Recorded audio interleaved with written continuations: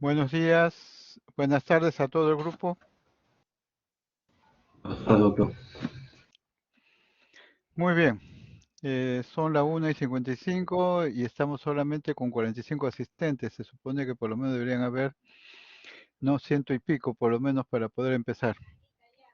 De todas maneras, vamos a comenzar con la teoría del día de hoy. El día de hoy, no, la teoría está relacionada con los aspectos de los trastornos, la voluntad y sus trastornos y la psicopatología de la conducta motora. O sea, todo lo que tiene que ver con lo que es toma de decisiones, ¿no? Y conducta motora, conducta activa, que es observada a través de los ojos.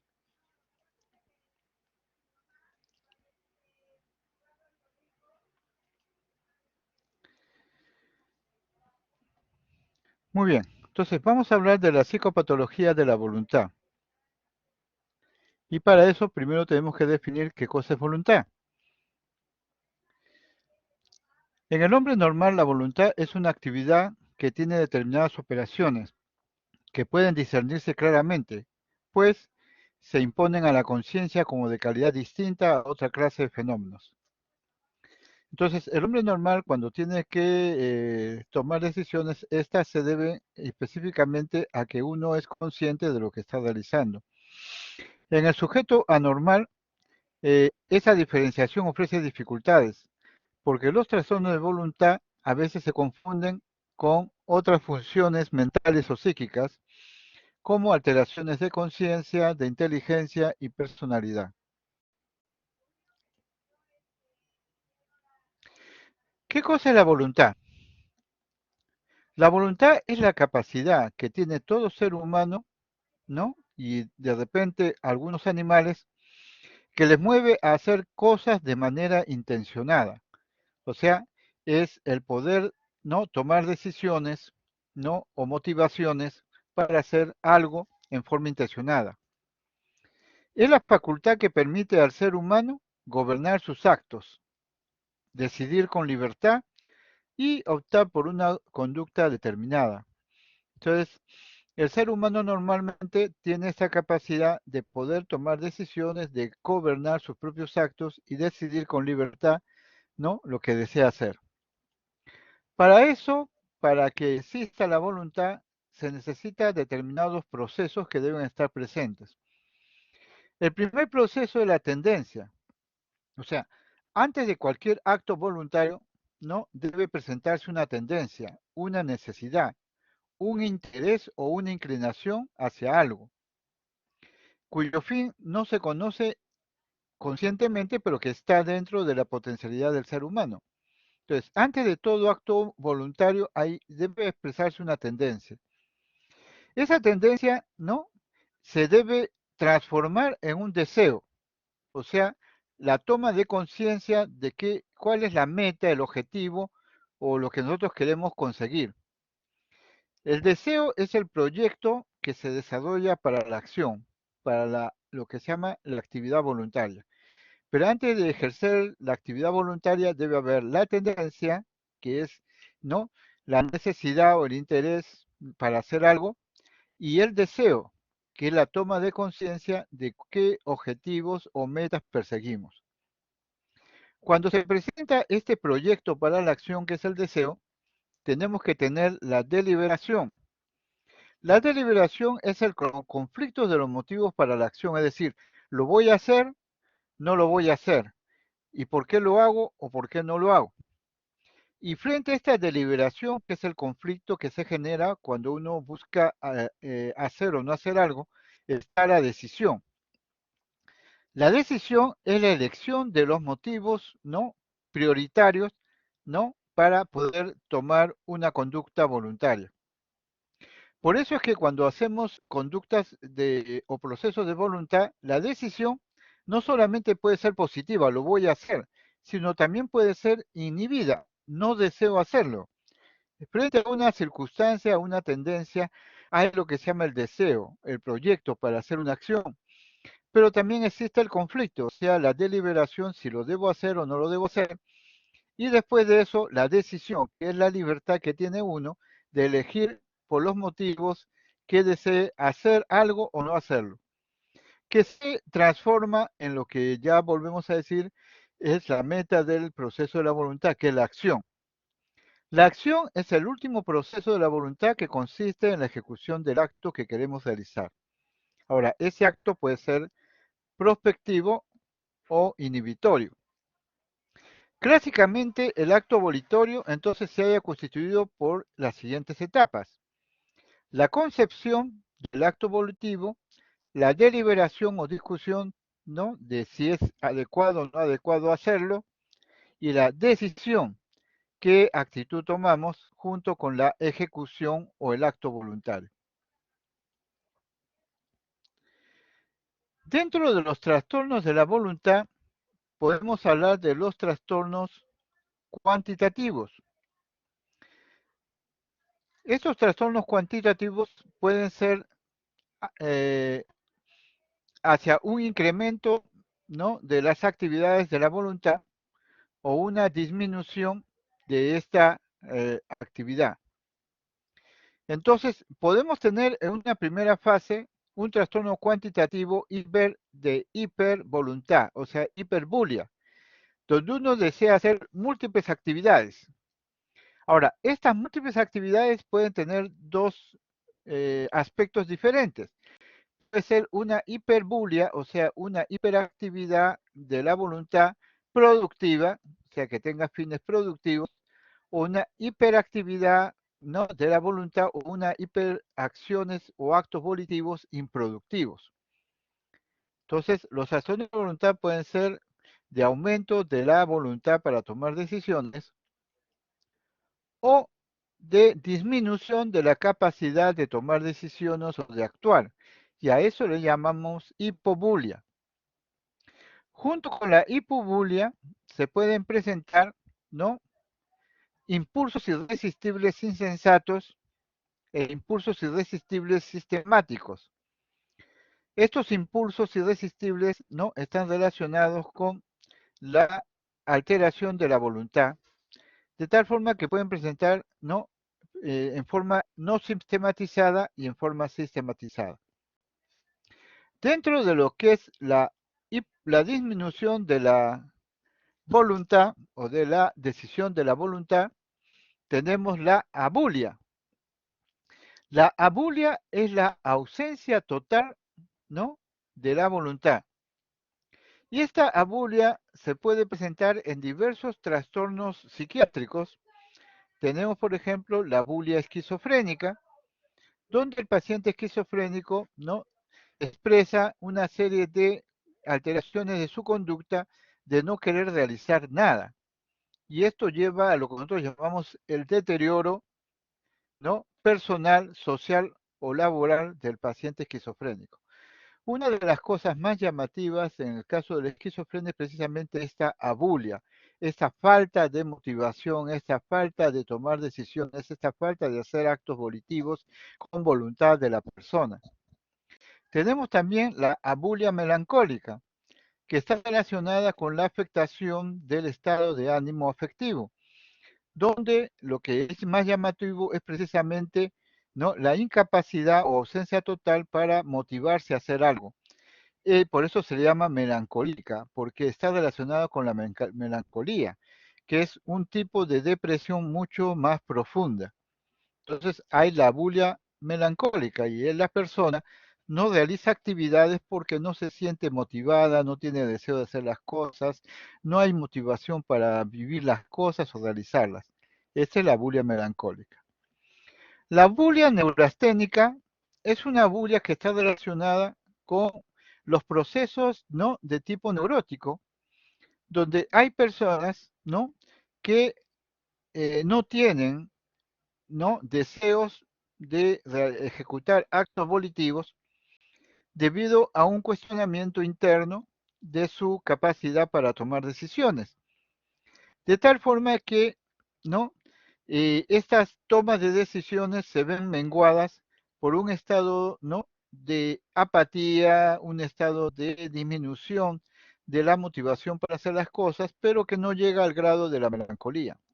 Pero hay también una abulia neurasténica, que se presenta mucho en los trastornos neuróticos, principalmente en esa incapacidad o ese cansancio o fatiga fácil que presentan las personas con procesos neuróticos. Tenemos también la abulia catatónica, que es el estado en el cual, como sabemos nosotros, la catatonía es un trastorno de la conducta motora en el cual la persona no se moviliza, está despierto, pero no mueve ninguna parte de su cuerpo, es consciente de estar despierto, pero no puede activar sus conductas o sus músculos y sus sistemas motores para poder realizar alguna actividad. A esto se le llama abulia catatónica. En general, la psicopatología de la voluntad se expresa no hacia abajo con la abulia y la hipobulia. La abulia es la incapacidad para realizar el acto voluntario, sea porque le falta no energía, y que no le permiten culminar en la decisión, o sea por impotencia para cumplir la decisión tomada. Esta abulia puede ser fugaz, como es frecuente, por ejemplo, cuando tenemos fatiga, ¿no? Y nosotros nos sentimos cansados después de haber hecho un esfuerzo físico intenso, o puede ser mucho más perdurable y hablamos ya de la abulia tipo depresiva o la depresión, donde hay una incapacidad para realizar actos voluntarios porque nos falta vigor, motivación, estímulo para hacerlo. Pero es una situación fuerte e intensa, a diferencia de la hipobulia, que son formas secundarias, abreviadas, ¿no? De querer hacer algo en forma débil, ¿no? O con imposibilidad o dificultad para realizar actos volitivos superiores. En la hipobulia, lo que predomina es el automatismo sobre la libre determinación, porque los fundamentos de la voluntad se expresan principalmente en la libertad para tomar la decisión de realizar el acto volitivo. También tenemos los trastornos cualitativos de la voluntad, así como hemos visto los actos eh, cuantitativos de la voluntad, los trastornos cuantitativos de la voluntad, ahora hablamos de los trastornos cualitativos de la voluntad. Y acá tenemos, ¿no? El acto compulsivo y el acto impulsivo.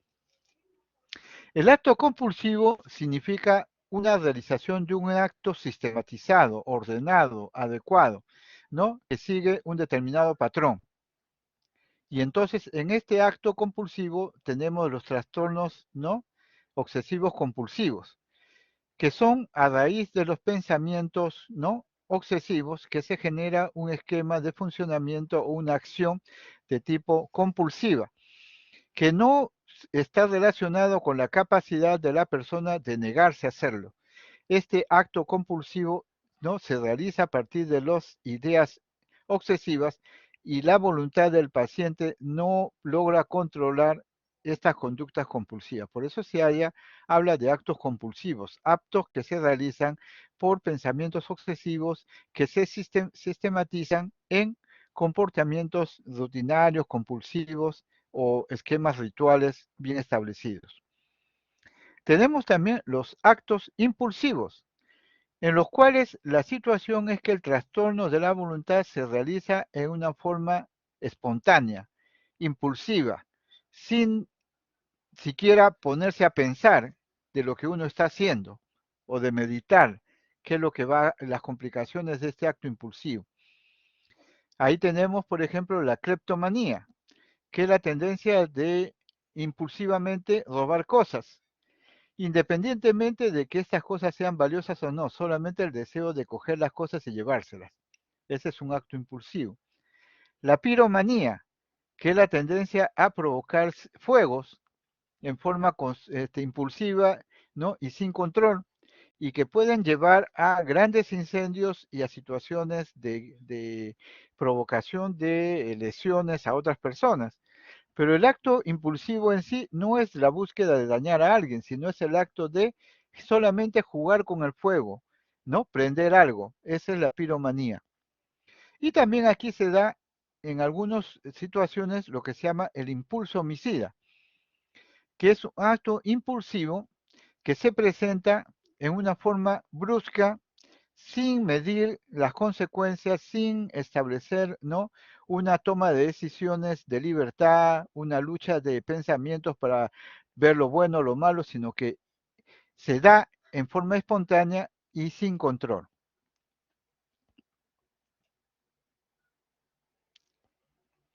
Tenemos los impulsos irresistibles insensatos, aquellos a los cuales la persona se entrega de manera pasiva y ciega, como un autómata, ¿no? Como un robot, y donde literalmente no sabe lo que hace, o sea, no ignora el objetivo, solamente se le viene el deseo imprevisto de hacer las cosas. Estos impulsos irresistibles insensatos se pueden presentar con mucha frecuencia en fases agudas de algunos cuadros psicóticos, ¿no? Como por ejemplo conductas de golpear, romper, tirar cosas, ¿no? En forma insensata, o comer basura, es un impulso irresistible insensato que se presenta en cuadros de psicosis aguda. También en algunos cuadros neuróticos, ¿no? Y siempre acompañados algunas veces por una perturbación de la conciencia.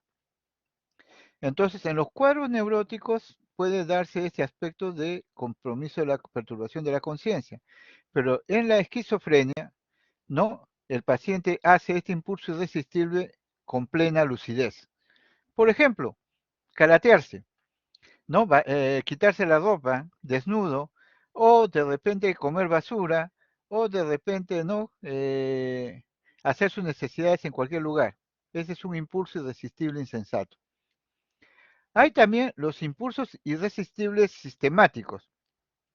Dentro de los impulsos irresistibles sistemáticos, o sea, que se dan en forma impulsiva y irresistible, pero que tienen un cierto nivel de orden, tenemos la toxicomanía, que es el consumo compulsivo de drogas, que sigue casi el patrón de los trastornos obsesivos compulsivos, ¿no? Uno se obsesiona por la droga y termina el ritual de consumir la droga. La cleptomanía, que es la propensión a apoderarse de objetos ajenos sin dar importancia principal al valor de los objetos. La dromomanía, porque la cleptomanía tiene un proceso, una forma secuencial de presentarse, que es el hurto.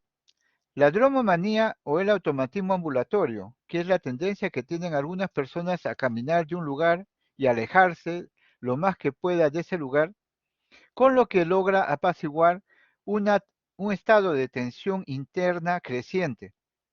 Esta dromomanía o automatismo ambulatorio, ¿no?, se presenta en muchos casos, por ejemplo, de trastornos disociativos, ¿no?, o trastornos de conciencia como los estados crepusculares de conciencia.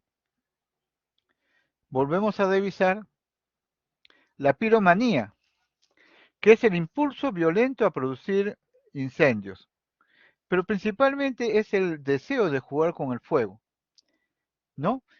Y aquí la piromanía puede estar asociada a personalidades activas y agresivas, como los psicópatas, que tienen tendencia a la venganza y a la pérdida del control o desenfreno, ¿no?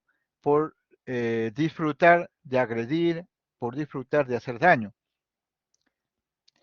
En la piromanía se tiene que buscar siempre antecedentes, como por ejemplo tendencias de suicidio o tratos brutales contra personas o animales. La piromanía es una patología que es poco frecuente, pero que sí es real, se da. Muchas veces se ha encontrado piromaníacos inclusive entre los bomberos, que siendo bomberos y tratando de controlar este impulso irresistible, insensato, ¿no? Se meten de bomberos para apagar fuego, pero se han encontrado que muchos de ellos también son los que provocan los incendios. Volvemos a revisar el impulso homicida, que se diferencia de todo otro tipo de tendencia homicida, porque la persona no tiene motivo alguno, ni real ni imaginario, ¿no? ¿No? O derivado de alguna operación morbosa para querer matar. Este impulso homicida se presenta en forma de una tendencia impulsiva, ¿no? que se puede dar en cuadros esquizofrénicos, en trastornos obsesivos compulsivos y en personalidades violentas. Como es, se mata sin querer queriendo, dicen, como dice el Chavo. También tenemos que algunas alteraciones de la voluntad están relacionadas con los estados estuporosos. En los estados estuporosos, ¿no? Lo que se caracteriza en los aspectos de voluntad es la situación de que hay una falta de movimiento, una inactividad espontánea que apenas se logra interrumpir con estímulos externos. Entonces la persona está afectada en su voluntad como si estuviera congelada.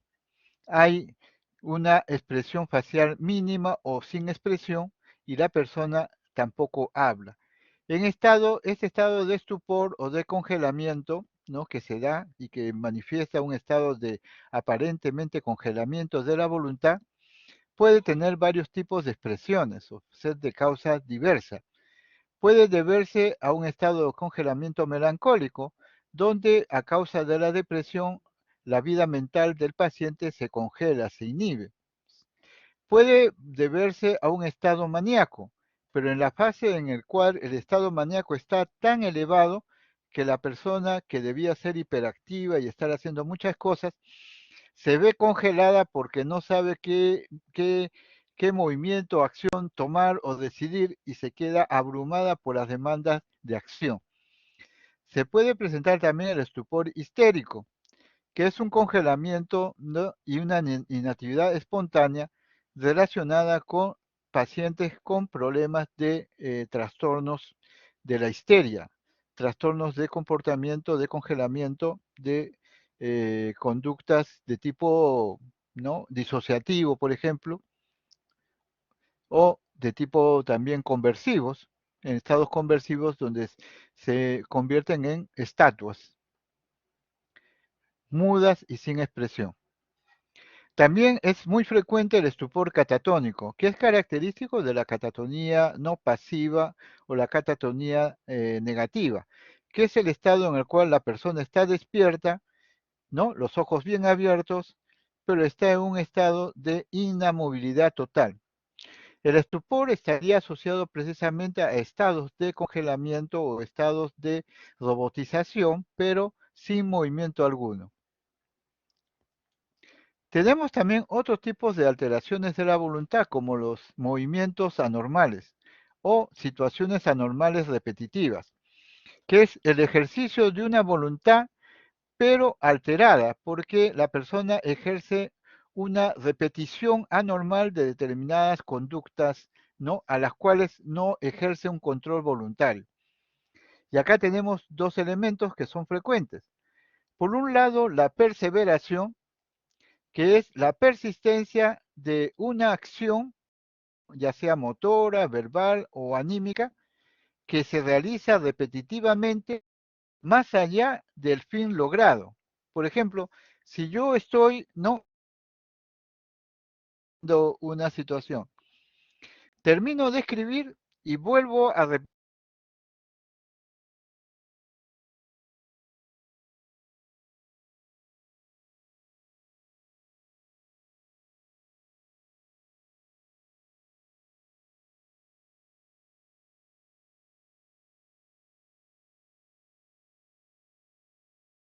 sistematizada. A diferencia de la estereotipia. La estereotipia, repeticiones de tipo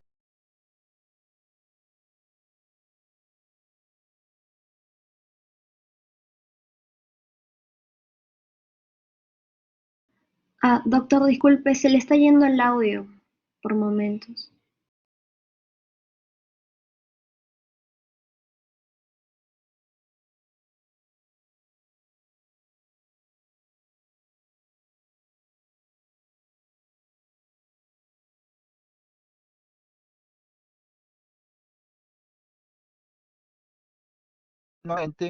dentro de nuestro lenguaje. Por ejemplo, ¿no? Decir el agua cura, el agua cura, el agua cura, intercalándolo, ¿no? Con el diálogo en el cual estamos conversando con alguien. Entonces es importante las repeticiones o interacciones anormales. Ximena, ¿sí? ¿Quería preguntar? ¿Podría repetir perseveración y estereotipia? Es que él nos votó a todos, creo, y estándonos y nos voy a escuchar. Ok, muy bien. Habl- hablamos hablamos de perseveración cuando es un proceso que se está dando, ¿no? En una forma completa.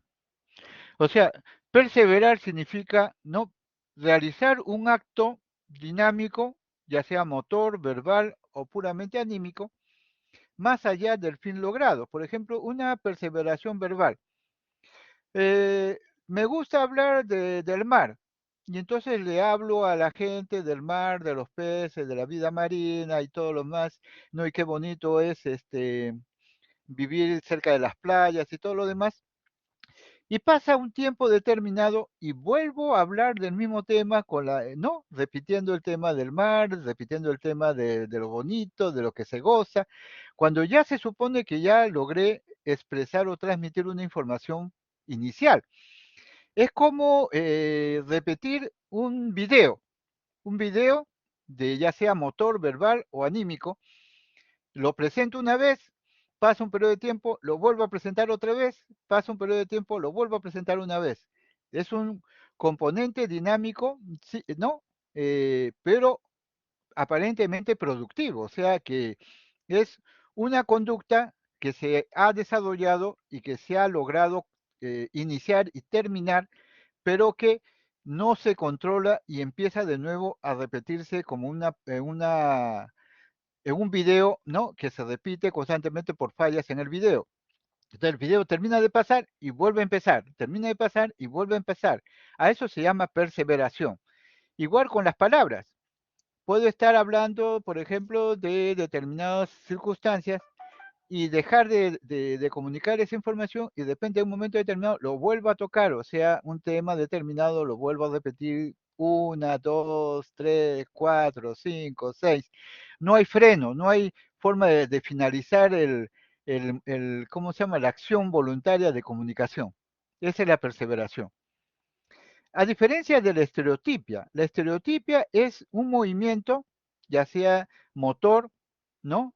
Eh, o verbal o emocional, donde se expresa la estereotipia, pero de una forma sesgada, segmentada, que generalmente lleva a una acción voluntaria que no tiene un sentido adecuado. Por ejemplo, si yo camino delante de usted, ¿no? Y levanto los dos brazos hacia arriba y miro hacia arriba y muevo los brazos hacia arriba, esa es una conducta estereotípica motora. Paso un rato y vuelvo a caminar y vuelvo a hacer ese movimiento estereotipado, que no tiene ninguna finalidad, no sirve para nada, pero lo hago, ¿no? O de repente eh, estoy caminando, ¿no? Y le digo a usted, doctor, quiero hablarle de un tema, y le empiezo a hablar del tema y le meto, doctor, pero el agua cura. Eh, Este tipo de situaciones no está concatenada al tema central de mi conversación, pero la paro repitiendo como disco rayado. Es como un disco rayado que repite verbalmente una determinada frase, una determinada palabra. Eso se llama estereotipia verbal. Y estereotipas gráficas también, o sea, hacer dibujos y repetir los dibujos, y repetir los dibujos, y repetir los dibujos, estilo, ¿no? Cuando uno lo castigan y tiene que estar escribiendo y repite la escritura varias veces al día, ¿no? Y escribe 40 veces, no voy a robar, no voy a robar, no voy a robar, y que no tiene ningún sentido en ese momento que lo está haciendo.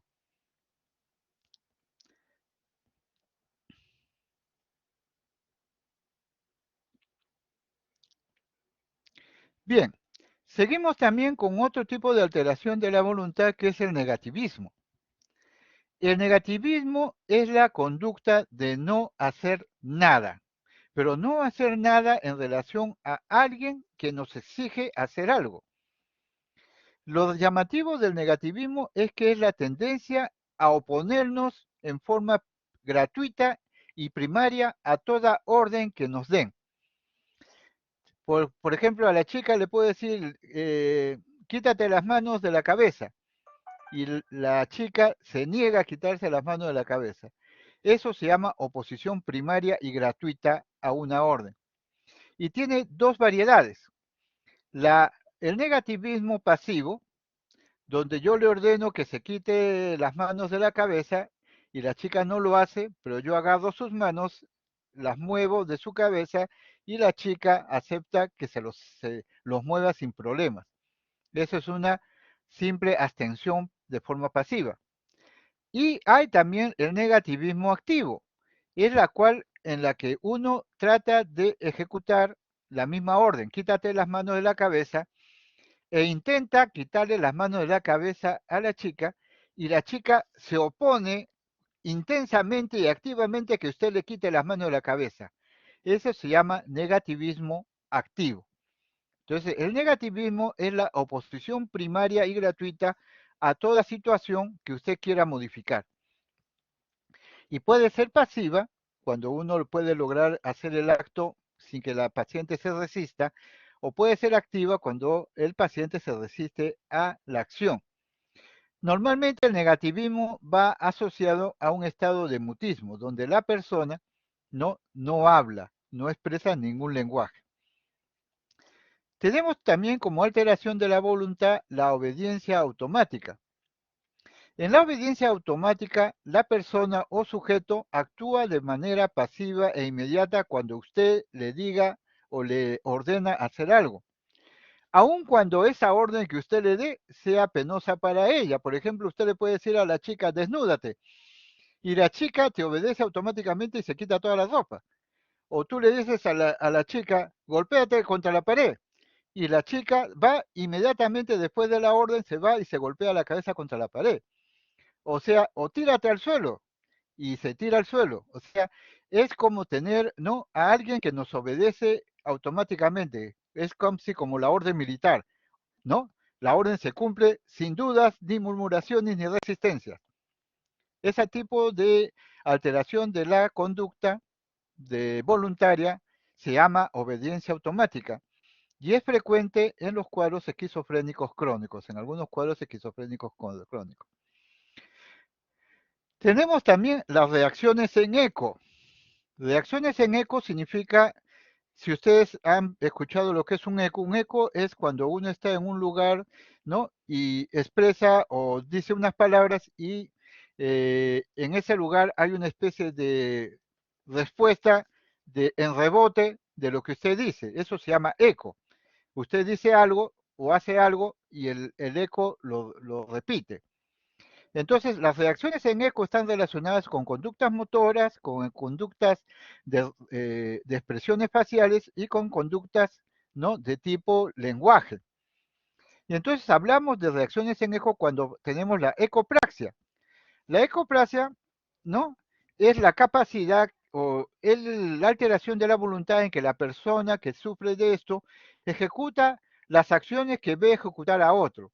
Si, por ejemplo, no hay una persona que está trabajando, no, en construcción y está poniendo ladrillos y poniendo el cemento, la persona que está afectada por eso hace los mismos movimientos, ¿no? O sea, no pone el ladrillo en eso, sino hace los movimientos como si estuviera repitiendo la conducta del actor, ¿no? Es como si estuviera como los chicos cuando hacen, ¿no?, ven hacer algo a alguien y lo repiten, como si fuera un modelo repetitivo. Igual, la ecopraxia es la ejecución de conductas motoras que ve ejecutar a otros. La ecomimia es lo mismo, es imitar los gestos y ademanes que tiene la persona frente a sí. Por ejemplo, un paciente está frente a una persona que de repente hace un gesto de fastidio, el paciente en reacción de eco también hace ese movimiento de fastidio. La persona normal sonríe, el paciente con problemas de reacciones en eco sonríe imitando el gesto. Y la ecolalia es lo mismo, es la reproducción de palabras. Por ejemplo, ¿cómo está usted? Y el que tiene problemas de reacción en eco dice, ¿cómo está usted? ¿Cuántos años tiene? ¿Cuántos años tiene? Eh, ¿Dónde ha nacido? ¿Dónde ha nacido? Entonces, es reacciones de ecolalia, de repetición en eco, que son muy frecuentes en cuadros esquizofrénicos. Tenemos también la famosa sugestibilidad psicopatológica, que es diferente de lo que podríamos nosotros hablar de la obediencia automática. La sugestibilidad psicopatológica es la predisposición individual, ¿no?, de algunas personas de ser fácilmente influenciables por otras, ¿no? De tal forma de que uno puede hacer que una persona haga algo solamente cuando uno lo sugestiona, lo moviliza, lo manipula. Y esa es una predisposición individual de las personas que algunas personas pueden tener. Por eso se llama sugestibilidad patológica. La persona se deja, ¿no?, influenciar por otra más dominante. Y es típico en los cuadros histéricos, ¿no? En los cuadros histéricos es fácil, ¿no?, lo que es la sugestionabilidad patológica. Las mujeres histéricas pueden verse influenciadas por una persona con conducta dominante. El extremo más grande de la sugestibilidad psicopatológica es la famosa psicosis inducida o la famosa locura 2, o como dicen los franceses, folie à deux, ¿no? Locura 2, que es la aparición de un desorden mental generalmente de tipo paranoide en dos o más personas que conviven juntas. Entonces, una de ellas tiene un trastorno psicótico, ¿no? Pero influye sobre la persona sana que tiene sugestibilidad psicopatológica para que no adquiera la misma sintomatología y la misma conducta que el cuadro psicótico original. Y muchas veces sucede de que en emergencia aparece una paciente con un montón de síntomas psicóticos, se le trata, se le interna y al día siguiente no se le encuentra nada. Y se detecta que el problema es que ha sido una psicosis inducida y que quien tenía el problema era el acompañante, que era el que estaba psicótico y el que aparentemente parecía normal. Entonces es la famosa psicosis inducida, que es una acción sobre la voluntad, pues porque actúa sobre la voluntad de las personas y ellas no pueden evitarlo. Por último, tenemos los famosos actos compulsivos o actos sistemáticos, que como hemos dicho, se relacionan con los famosos pensamientos obsesivos que provocan los actos compulsivos.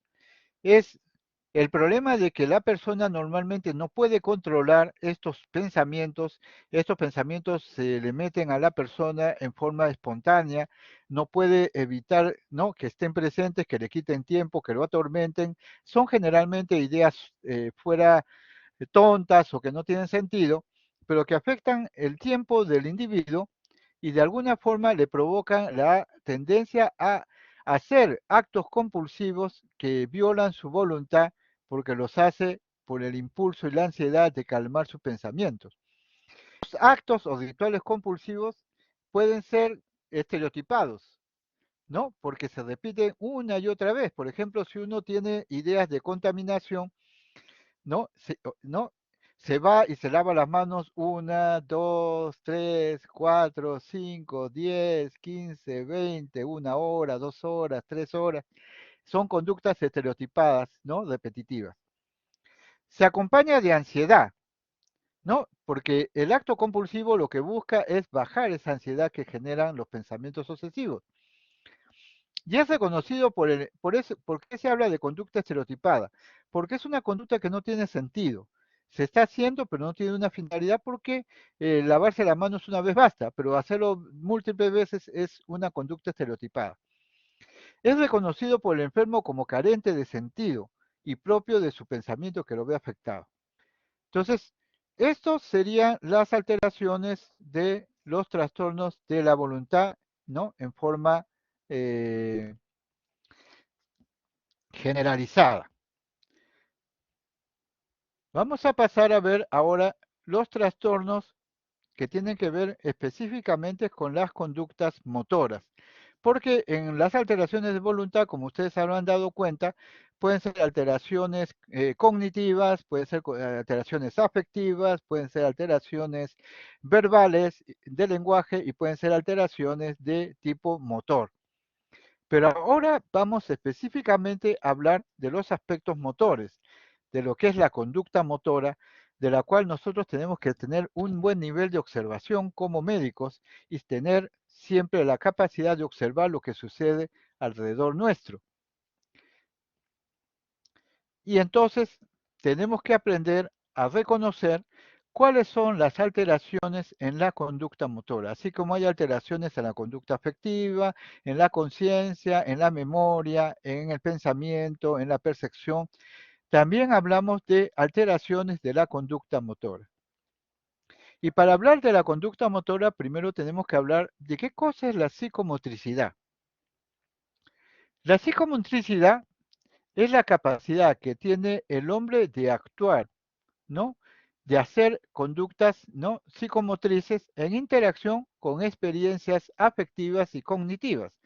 Por ejemplo, si estamos alegres, nos podemos a saltar, nos ponemos a reír, expresamos una imagen de, una expresión de alegría, ¿no?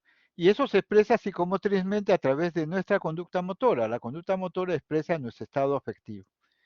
Entonces, la psicomotricidad permite el desarrollo integral de la persona, porque aborda al individuo como un todo, tomando en cuenta su aspecto afectivo, su aspecto social, su aspecto intelectual y su aspecto motor.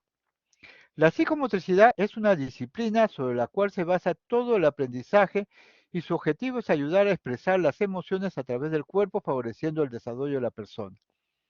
Entonces tenemos, ¿no?, que hay una expresión motriz que está reflejada a través del tono muscular y que se da en lo que se llama una armonía cinética, una armonía de movimiento, un movimiento armonioso. Y sabemos que la psicomotricidad, ¿no?, es la expresión de comunicación a través de los gestos y movimientos corporales, ya sea de la cabeza, las extremidades, las manos, las piernas y los pies, nosotros expresamos, ¿no?, nuestros estados afectivos o nuestros estados cognitivos. Entonces, estos gestos reflejan emociones, reflejan rasgos de personalidad o pueden reflejar también expresiones de rasgos o alteraciones psicopatológicas. Entonces, la psicomotricidad, así como la psicopatología, van a establecer que la psicomotricidad tiene una expresividad y tiene una estructuralidad o estructura. La expresividad significa la comunicación. A través de la psicomotricidad expresamos factores psicoculturales que se expresan a través de símbolos, como por ejemplo los cambios de posturas, por ejemplo, levantar la ceja, ¿no? Puede para algunos señalar sorpresa o para otros una llamada de atención.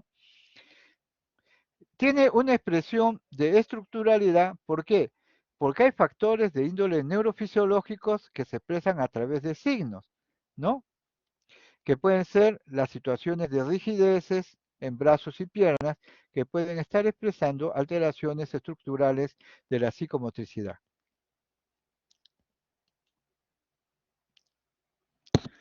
Y entonces tenemos que tener en cuenta que los trastornos de la psicomotricidad corresponden a anomalías de una dimensión u otra o en relación a entre ambas. O sea, puede haber alteraciones, como hemos dicho, ¿no?, de tipo expresivo o de tipo estructural.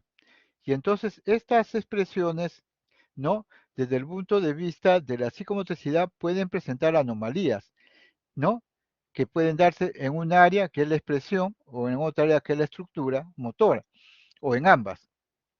Estos cambios en la estructuralidad son los que producen efectos o alteraciones psicomotoras de interés psicopatológico principalmente. Pero también tenemos que ver las de dimensión expresiva. Y entonces tenemos que cuando evaluamos las alteraciones psicomotoras, tenemos que tener en cuenta tres grandes áreas. Evaluación de alteraciones psicomotoras se ven en tres grandes áreas. En la expresión facial, que nos está transmitiendo una comunicación expresiva, en las características del habla, que también tiene una connotación expresiva, y en la motórica general o situaciones de tipo motor conductual, que son las de tipo estructural. Y entonces tenemos en cuenta que el sistema nervioso central tiene que intervenir en estas áreas de psicomotricidad. Por ejemplo, los lóbulos frontales y el sistema límbico actúan sobre el deseo de realizar un movimiento. El área premotora de tipo parietal, ¿no?, nos habla de la estrategia para realizar una conducta, un objetivo motor. Los ganglios basales y el cerebelo no sirven para la planificación motora, el ajuste o inicio de una acción motora, un programa motor. Y la corteza motora primaria y tracto motor descendente es el que hace el control de los procesos que rigen el movimiento. Y esto es neurología. Y las células espinales que están, ¿no?, ubicadas en la médula son las que ejecutan el movimiento. Entonces, todo esto son elementos básicos para que una persona se exprese a través de su conducta psicomotriz. Y los trastornos de estos trastornos de la psicomotricidad se evalúan a través de la expresión facial, a través de la característica del habla y a través de lo que observamos de su conducta motora. Y dentro de los trastornos psicomotores, empecemos de los trastornos psicomotores más amplios a los menos amplios. Empezamos primero por lo que se llama la agitación psicomotora. ¿Qué cosa es la agitación psicomotora? Es una forma de hiperactividad motora, donde la persona que tiene agitación psicomotora presenta una serie de gestos, movimientos y conductas en forma rápida y sin ningún motivo u objetivo determinado. Solo presenta el estado de agitación. Y esto se ve observado a través de nuestros ojos, de lo que observamos del paciente, que hace cambios bruscos de gestos, de movimientos, de amenazas, ¿no?, de movimientos rápidos que pueden llegar a ser hasta amenazantes y que no tienen ningún motivo determinado, sino que se expresan como una agitación en forma amplia. Dentro de este tipo de agitación psicomotora podemos hablar de los tipos de agitación psicomotora. Y entonces podemos decir que hay una agitación reactiva. Las agitaciones reactivas son consecuencia de situaciones o acontecimientos de tensión vividos. Por ejemplo, factores tóxicos.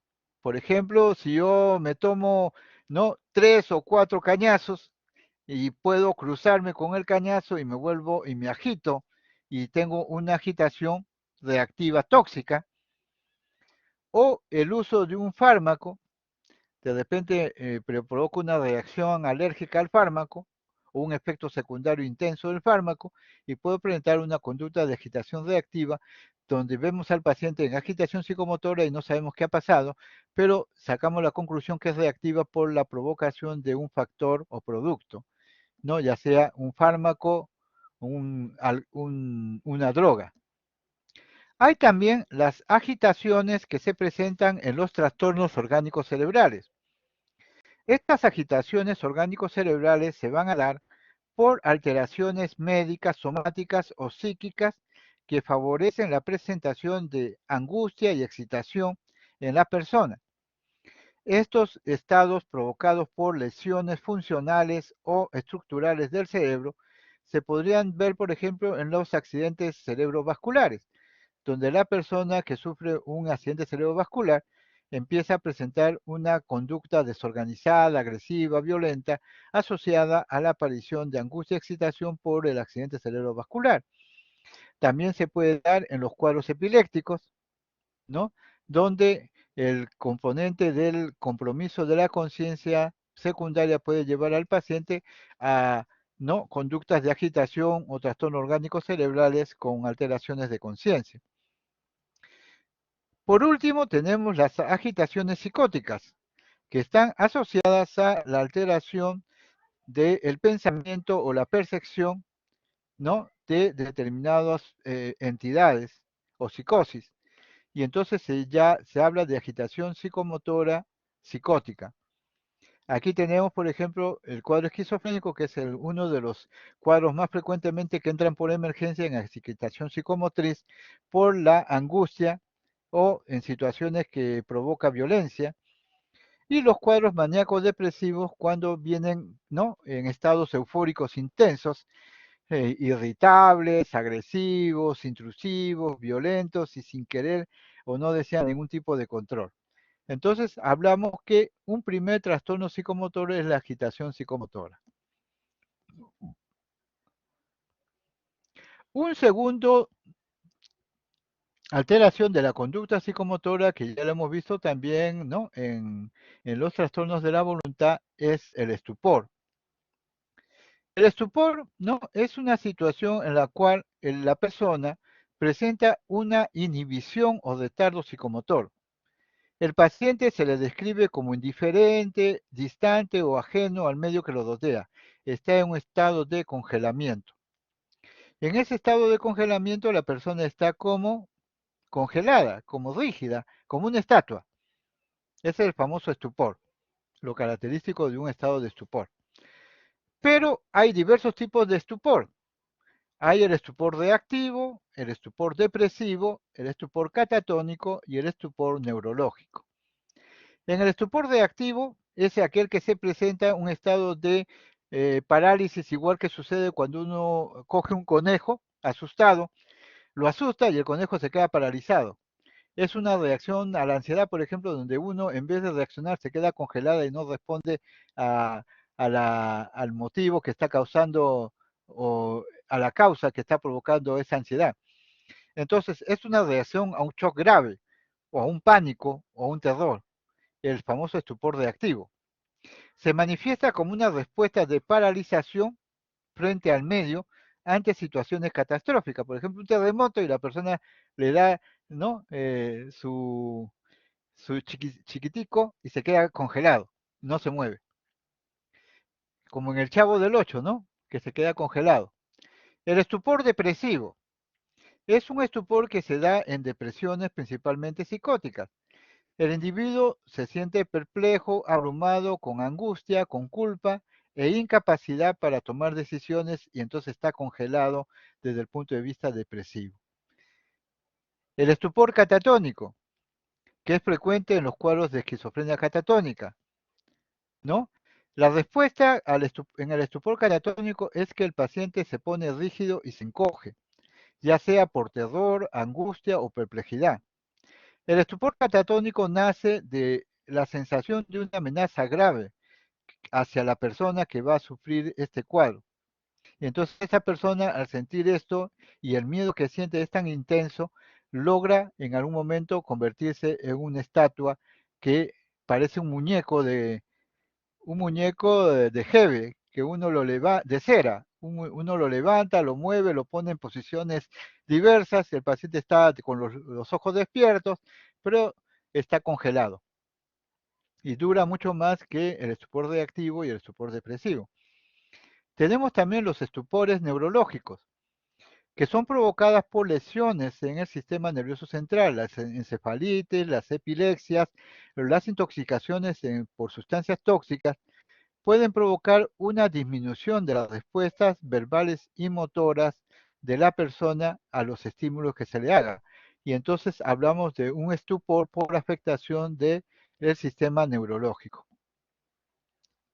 Muy bien. De más a menos pasamos a los temblores. ¿Qué cosas son los temblores? Son movimientos musculares oscilatorios, ¿no?, en torno a un punto fijo del cuerpo, ¿no?, en forma de sacudidas involuntarias, rítmicas y rápidas. Entonces, todos hemos visto, ¿no?, movimientos de los brazos. Cuando estamos asustados a veces nos tiemblan las manos, nos tiemblan los pies, ¿no? Cuando nos dan un susto, estamos temblando, ¿no? Cuando tenemos una ansiedad intensa y un susto, entonces presentamos temblores. Son movimientos musculares, oscilatorios, repetitivos en torno fijo del cuerpo. O sea, el cuerpo, ¿no?, sufre sacudidas involuntarias que son rítmicas y rápidas. Dentro de los temblores puede haber diversos tipos de temblores. Temblores de reposo son los famosos temblores parkinsonianos que se presentan en la enfermedad de Parkinson con temblores que desaparecen en el sueño. El paciente con un Parkinson se sienta, pero no puede dejar de temblar a pesar de que está en un lugar cómodo. Se presenta cuando el paciente está alerta e inactivo, ¿no? Y cuando uno hace un movimiento voluntario, estos temblores de reposo pueden desaparecer. Estos temblores se acompañan de rigidez muscular o ausencia o disminución de movimientos, los famosos temblores de reposo. Hay también los temblores intencionales, que son sacudidas que aparecen durante los movimientos voluntarios, o sea, hacemos un movimiento voluntario y aparece una sacudida.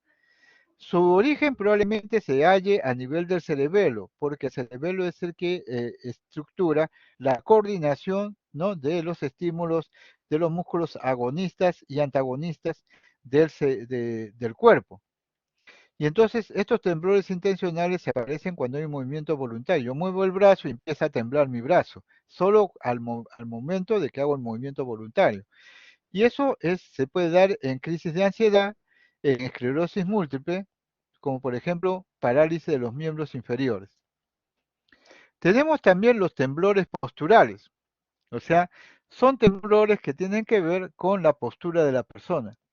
Sacudidas que aparecen al iniciar o efectuar algún movimiento. Estos temblores posturales aparecen cuando uno mantiene una postura forzada, por ejemplo, tener las piernas extendidas. Al presentar extensión de las piernas en una postura, puedo presentar sacudidas al efectuar algún movimiento. Pueden ser de acción rápida o de acción lenta. De acción rápida es que se presenten de 8 a 12 movimientos por segundo, que están generalmente asociados a estados de ansiedad como fobia social o derivados de intoxicación al alcohol, generalmente en los famosos delirium tremens. Pero pueden ser también temblores de acción lenta, de 4 a 6 movimientos por segundo, que generalmente están asociados con trastornos estructurales del cerebro, como la enfermedad de Wilson.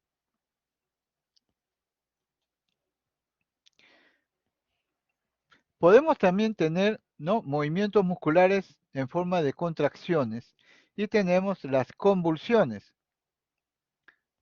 Las convulsiones son movimientos musculares en forma de contracciones violentas e incontrolables de la musculatura voluntaria, motora, y se manifiesta en unos o varios grupos musculares o en todo el cuerpo. Las fases de convulsiones pueden ser convulsiones de gran mal, y hablamos de la fase clónica de la convulsión, porque la convulsión epiléptica tiene dos fases, la fase tónica y la fase clónica. Es en la fase clónica donde hablamos de las convulsiones y las convulsiones de petit mal. En las convulsiones de gran mal o de tipo epiléptico gran mal, ¿no?, tenemos dos fases en la epilepsia. La fase tónica, que es que se inicia una contracción brusca de la respiración y la pérdida de la conciencia, con una contracción muscular de la cabeza y las extremidades, como si se pusieran duras, seguido de una fase convulsiva, donde se mantiene el apnea y se inician movimientos convulsivos involuntarios, rítmicos y regulares, que empiezan en los brazos, en las piernas y en el área periocular hasta el resto del cuerpo. Esa es la famosa crisis convulsiva. Y por supuesto hay una fase de recuperación, cuando después de la fase tónica y la fase clónica se produce una recuperación paulatina del nivel de conciencia que puede durar entre 20 y 30 minutos, ¿no? Y el paciente está en un estado confusional con tempestad de movimiento, agitación, desorientación, ¿no?, auto y alopsíquica. También tenemos las convulsiones de pequeño mal, que se manifiestan por situaciones de ausencia. La persona queda como en ausencia, como si en su pensamiento estuviera volando, estuviera en babia. Y durante esa etapa de ausencia, ¿no?, del pensamiento, se puede perder, ¿no?, durante 5 o 15 segundos la conciencia. Y el individuo dura este tiempo paralizado, de este tiempo de las convulsiones de pequeño mal. De los temblores pasamos a los TIC. Los TIC son movimientos musculares locales, rápidos y espasmódicos, que se manifiestan en forma involuntaria, no son controlados por la voluntad, aislada, inesperadas, repetitivas, frecuentes, sin propósito, ¿no? Y a intervalos regulares. Por ejemplo, hay pacientes que presentan un tic, como es el tic del ojo, ¿no? El tic ocular, ¿no? Se abre y se cierra el ojo como si uno estuviera haciendo un guiño. Y entonces le ha generado problemas a muchas personas que están bien conversando con una dama y hay, su pareja está al costado y hace un movimiento de un tic ocular y la pareja lo ve y le dice, le estás haciendo guiño a mi pareja y empiezan las peleas. Entonces los tics, ¿no? Son movimientos musculares focalizados, rápidos y espasmódicos. Los tics pueden ser de origen psicológico o de origen orgánico. De origen psicológico hablamos de los tics transitorios en la infancia, ¿no? En una forma de presentación simple, y los tics crónicos también simples, ¿no? Como hemos dicho, el guiño, el guiñar el ojo. Hay también los tics orgánicos que pueden estar asociados a la corea de Huntington, que es una enfermedad neurológica, o al, ¿no? Síndrome de Gilles de la Tourette, que es la presencia de múltiples tics en todo el cuerpo, que es una enfermedad de tic múltiple y crónica de base orgánica, donde se usa generalmente al operador para controlar estos tics. Lo interesante de los tics, lo interesante es que se puede hacer, ¿no? Tics diferenciados con otras áreas. Por ejemplo, estos tics desaparecen durante el sueño. Estos tics, ¿no? Se presentan en forma involuntaria, pero a veces pueden ser reproducibles por voluntad del individuo. Y pueden ser inhibidos también voluntariamente si uno ejerce cierto control. Lo que sí hay es que no existe la modificación de los reflejos, ¿no? Y citología de estos tics generalmente no es orgánica, la mayoría. Pasamos a los espasmos. Los espasmos son movimientos musculares de grupos musculares, ya no de músculos independientes, sino grupos musculares que provocan contracturas o movimientos, ¿no? De determinados grupos musculares y que se diferencian por la forma de presentación. Hay los espasmos torticulares, que consiste en un movimiento de que la cabeza se mueve hacia un lado, es el espasmo torticular. ¿Por qué no es un tic? Porque no es una sesión focalizada, sino es el movimiento de toda una cabeza, lo que hace que la cabeza se mueva hacia un costado. Y por eso hablamos de espasmo, porque hay un grupo de músculos que tienen que ver con esto de la rotación de la cabeza hacia un lado. Hay los espasmos profesionales, que es la contractura de un determinado grupo muscular, que pueden ser se pueden aparecer junto a una parálisis momentánea o a temblores. En los espasmos profesionales pueden ser, por ejemplo, los que utilizan, ¿no? Los deportistas, ¿no? Que están haciendo ejercicio, por ejemplo, los jugadores de fútbol están jugando pelota y de repente ¡pop! Se le presentan el espasmo profesional y se le contrae una gran masa muscular y se tienen que tirar al suelo porque les provoca dolor. Tenemos también espasmos específicos como son los espasmos saltatorios de Bamberger y los espasmos saludatorios de Salam. Los espasmos saltatorios de Bamberger son espasmos que surgen en forma súbita, que se localizan en las piernas y que obligan al individuo a saltar y agitarse. Por eso se llama espasmos saltatorios de Bamberger. Espasmos saludatorios de Salam son contracciones musculares localizadas en los músculos del cuello que obligan al individuo a flexionar y extender repentinamente el cuello recordando, ¿no? Un gesto de saludo, como bajando la cabeza constantemente. Flexionar y extender, ¿no? El cuello es el espasmo salutatorio de Salam, ¿no? Uno normalmente, si no da la mano, hace un movimiento con la cabeza de saludo hacia abajo y hacia arriba. Ese movimiento se convierte en un espasmo cuando es una contracción muscular localizada y que no puede ser controlada por la persona. Tenemos la catatonía. La catatonía, ¿no? Es un síndrome que tiene diversos elementos. para hablar de catatonía, hablamos de que debe haber estos aspectos principales. Un estado de catalepsia, que significa que la persona está inmóvil, con la musculatura rígida, ¿no? Y que permite a una persona o alguien que lo acompaña a ponerlo en una posición forzada e incómoda y el paciente no se va a caer. La catalepsia, por ejemplo, es como tener, ¿no?, un muñeco de cera. Entonces yo le pongo la cabeza de costado, la pierna hacia adelante, la otra pierna hacia atrás, ¿no? Y el paciente puede permanecer minutos, horas, días, semanas, meses en esa actitud. Esa se llama la catalepsia, un estado de rigidez muscular generalizada, que uno puede hacer lo que quiera con el paciente, ponerlo boca arriba, boca abajo, ¿no? Ponerlo rígido, extenderlo. Junto con, con esta catalepsia hay el negativismo, que ya hemos dicho, la actitud de oposición a cualquier movimiento que se le ordene al individuo. Y junto con este aspecto del catalepsia negativismo está los ecosistemas, o sea, la repetición en eco y la obediencia automática, que es la repetición automática de movimientos o gestos producidos por el interlocutor y la obediencia automática, obedecer, ¿no?, determinadas órdenes que lo obligan a hacer algo contra su voluntad. Esta es la catatonía. Vamos a revisar ahora lo que son las estereotipias. Hablamos de estereotipias, ¿no?, como repetición continua, y en esto se parece mucho a las, ¿cómo se llama?, a las conductas que ya habíamos hablado, ¿no? Pero que son conductas de movimientos innecesarios o de gestos innecesarios, que se diferencian de los tics, porque los tics son focalizados, a que son más organizados y más complejos. Por eso hablamos de estereotipias. Y hay estereotipias simples y estereotipias complejas. Estereotipias simples son, por ejemplo, patrones motores, ¿no?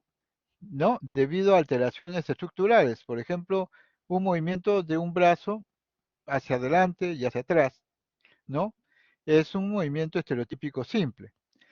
Una estereotipia compleja es un movimiento más llamativo y aparatoso de manos y brazos. Por ejemplo, si yo hago un movimiento de brazos hacia adelante, como si estuviera clamando, y vuelvo a distraerlos, camino, ¿no?, y vuelvo a levantar los brazos y vuelvo a bajarlos, eso es una estereotipia compleja. Tenemos también la disquinesia. Las disquinesias son alteraciones de contracciones de la musculatura, ¿no?, motora, ya sea voluntaria o involuntaria.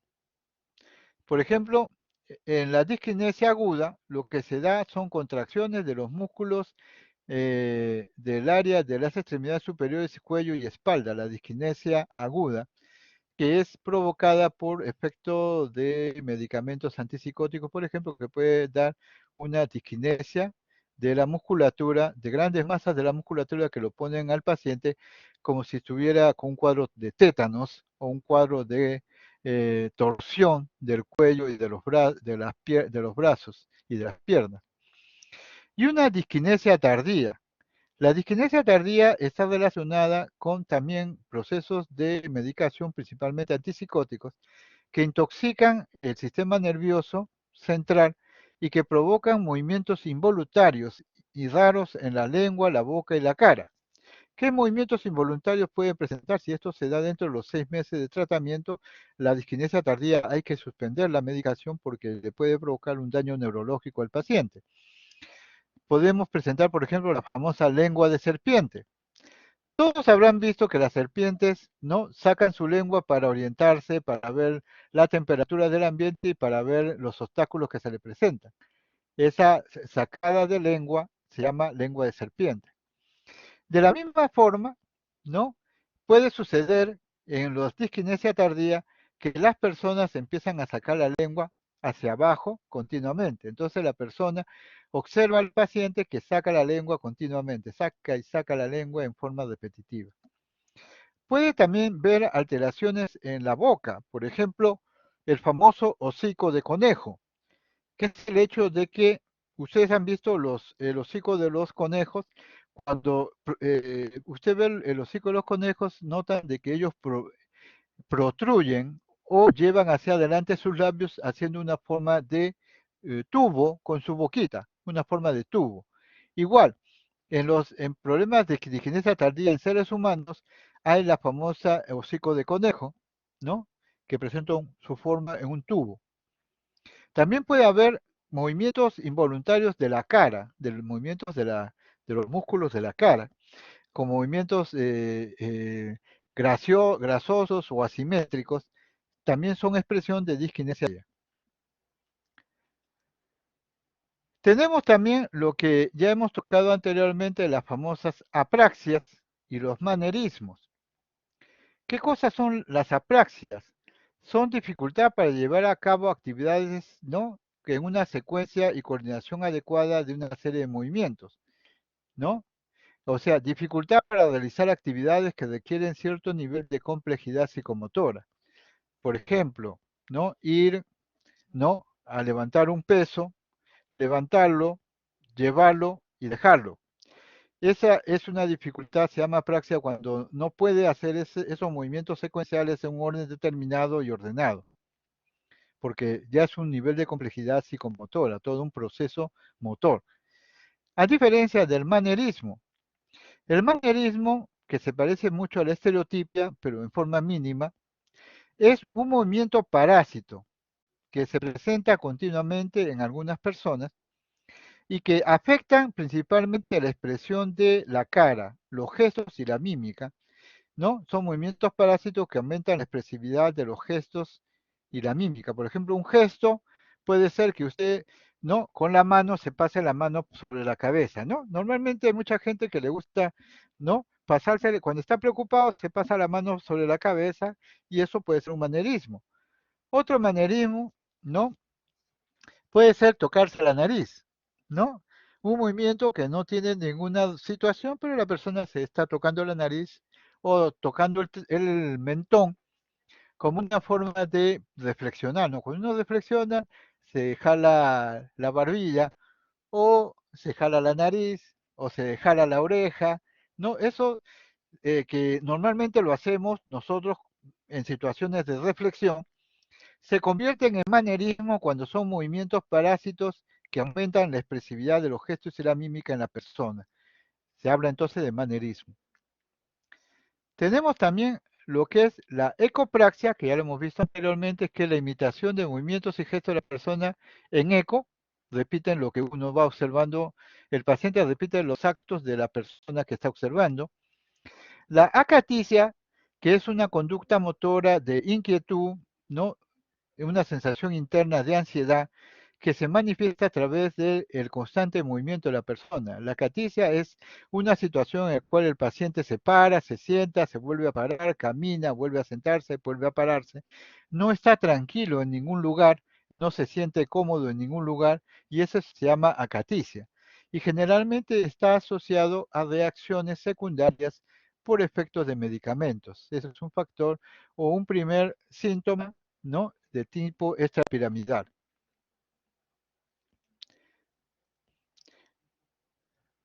También podemos tener situaciones específicas dentro de las alteraciones motoras, por ejemplo, el famoso parkinsonismo, que es, ¿no? Una imitación de lo que es el Parkinson, la enfermedad de Parkinson, que pueden presentar algunos pacientes y por eso se llama parkinsonismo, porque no es una enfermedad de Parkinson, pero imita las conductas motoras de un Parkinson.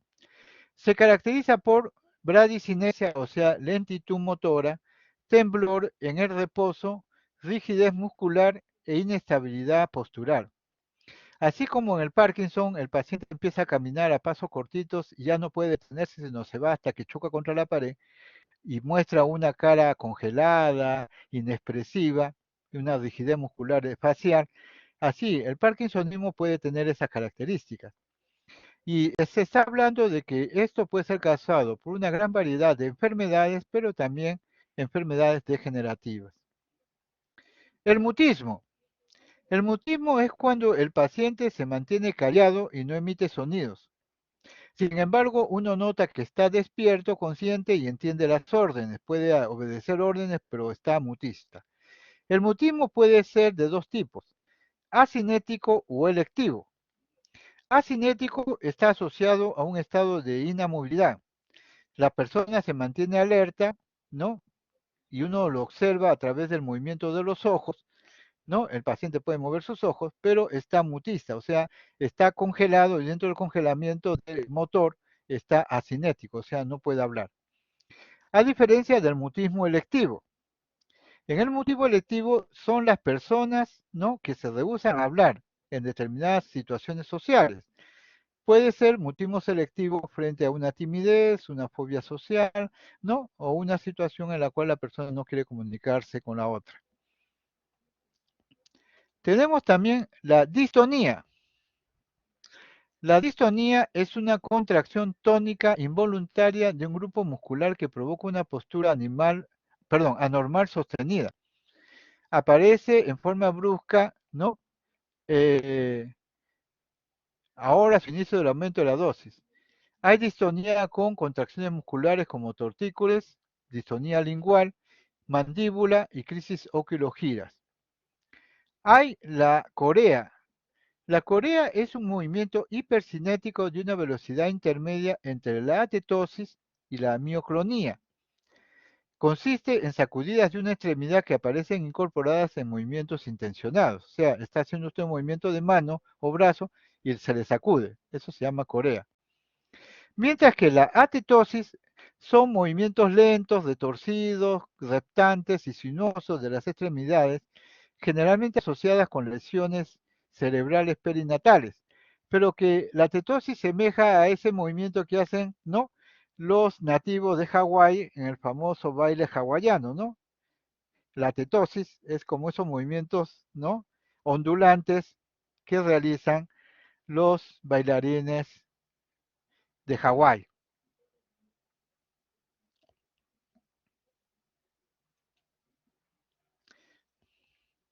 Por último, tenemos, ¿no?, en cuanto a conductas motoras, el balismo y la mioclonía.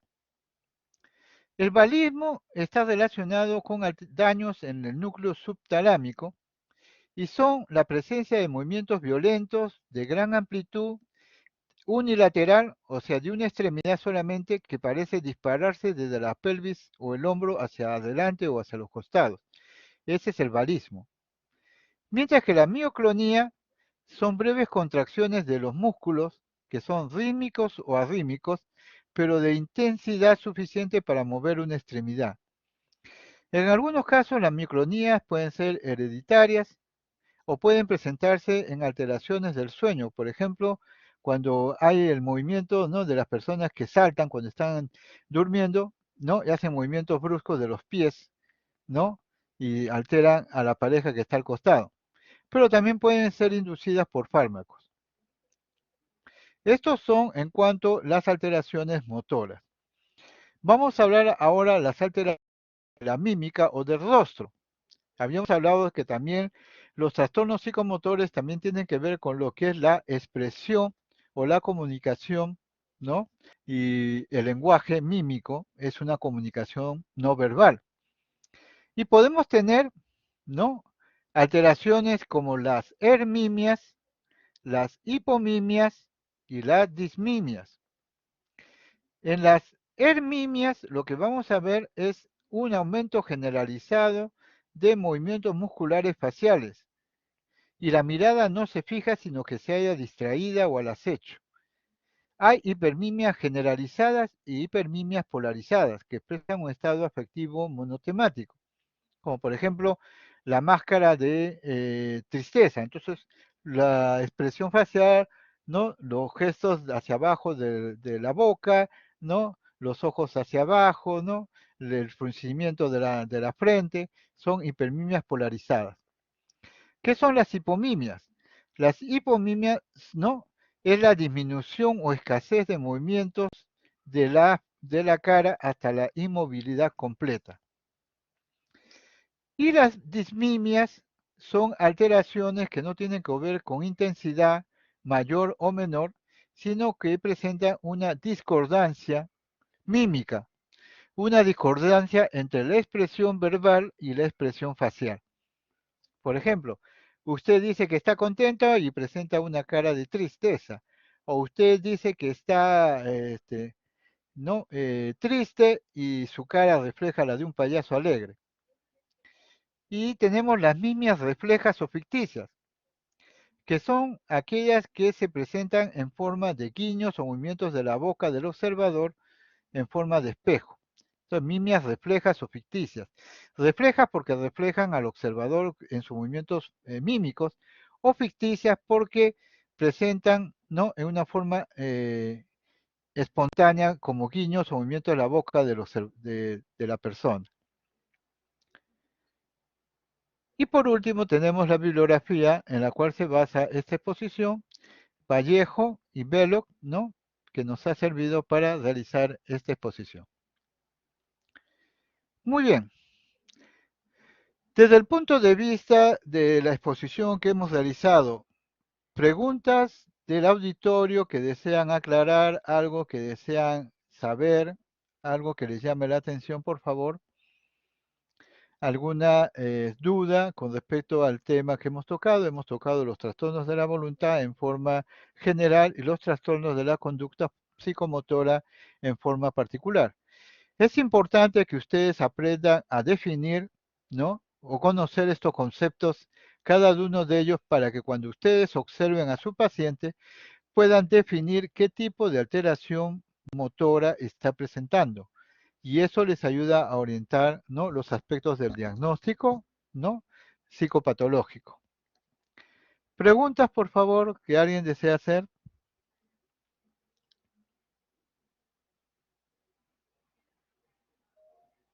Jimena. Sí, doctor. Yo tenía la duda de si, por ejemplo, en la ecomimia o en la mimia refleja o ficticia, estas no están relacionadas con la afectividad del paciente. Aló. Sí, Sí, doctor, ¿me escucha? sí, repite la pregunta, por favor. Sí, en el caso de las ecomimias o reflejas, no, cuando se presentan no están en actividad. Ya. En las ecomimias no, lo que hay es una repetición como en espejo. Uno ve a un observador y el paciente lo que hace es repetir la expresión facial que el paciente presenta. No necesariamente tiene que tener la emoción o el sentido, solamente es una respuesta, ¿no?, a tipo refleja de un espejo. Si yo miro a una persona y en reflejo hago la mímica, eso se llama una ecomimia. Ahora, pueden haber alteraciones mímicas que reflejen las emociones de la persona que uno observa, pero en el caso del que lo replica o lo repite, la emoción no se da, no siente la emoción. Gracias, Ah, doctor. ah, ok, ¿alguna pregunta más? ¿Algo que quisieran saber? Como ustedes se darán cuenta, hay una serie de términos en psiquiatría y en psicopatología que necesitan revisar. Aprovechen el fin de semana para que revisen los conceptos y la información de cada una de estas definiciones de cada una de ellas y al campo o al área psicológica al cual se adscriben, para que puedan describir adecuadamente un caso, ¿no? Observar un caso y describirlo con los términos de los signos o síntomas que uno ve o las alteraciones que uno adquiere o observa. Esto es todo un proceso de observación, por eso se les recomienda leer libros, ¿no?, de los famosos llamados lenguajes no verbales. El lenguaje tiene dos formas de expresión, la expresión verbal y la expresión gestual. Por eso es que a través de las posturas, los gestos, los movimientos, hablamos de el lenguaje no verbal. Y en psiquiatría, el lenguaje no verbal siempre es importante, porque nosotros podemos darnos cuenta a través de los gestos y las conductas que de repente una cosa es lo que dice la persona y otra cosa es lo que observamos que siente esa persona. Por eso, si uno se entrena bien en estos casos, puede descubrir cuando una persona nos miente, ¿no? Al hablar de ciertas cosas y miramos su rostro y observamos otro tipo de movimientos en su cara que nos indican que no nos está diciendo la verdad. Esas son interesantes, ¿no? Personas que ya están precapacitadas para observar los movimientos faciales, posturales de ciertas personas. Es como ver televisión. Ustedes pueden ver una película y apaguen el sonido y observen la expresión de los movimientos motores y los movimientos faciales del actor, ¿no? Y ustedes van a notar, ¿no? Esa forma de poder calificar o evaluar, ¿no? Cómo es la expresión facial y cómo es la expresión motora. Muy bien. ¿Alguna pregunta o empiezo yo a preguntar, por favor? Si han entendido bien o les ha faltado algo. A ver, Alexandra Caroline Lazo. Eh, ¿Algún comentario con respecto a la clase?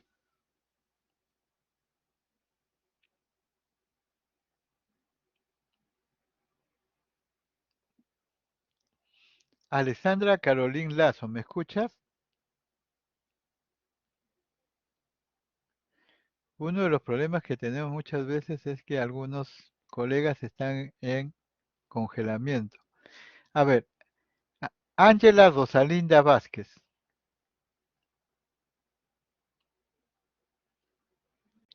¿Alguna duda, comentario, algo que quisiera saber?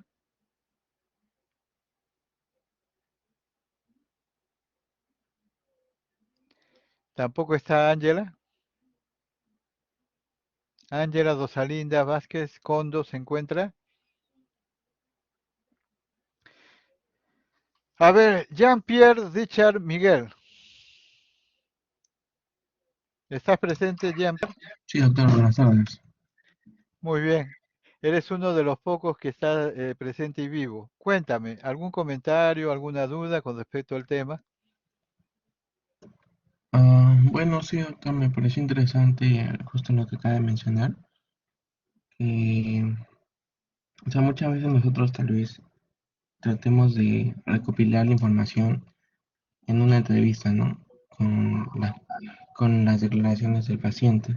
Pero también es como que curioso saber que podemos recopilar datos simplemente observando de manera muy minuciosa al paciente. Pueden utilizar, como les digo, como les digo, algunos videos. Entran a YouTube y pueden buscar, ¿no?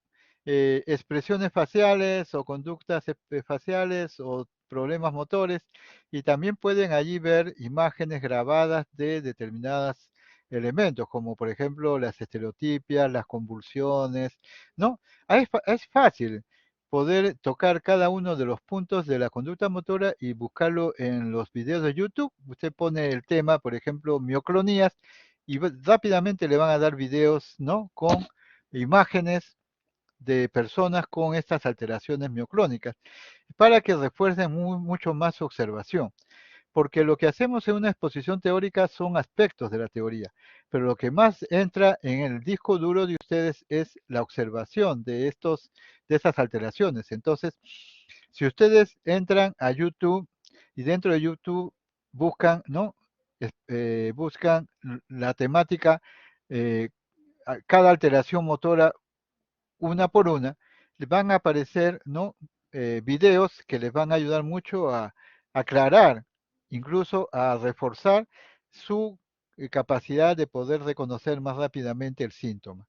Esta es la forma que uno va aprendiendo rápidamente ante la dificultad que tenemos de poder hacer esto en vivo y en directo en forma presencial, pero ustedes lo pueden hacer a través de los videos que YouTube tiene dentro de su sistema de almacenamiento. Hay bastantes información en YouTube que ustedes podrían aprovechar, ¿no? De repente el fin de semana revisando estos temas.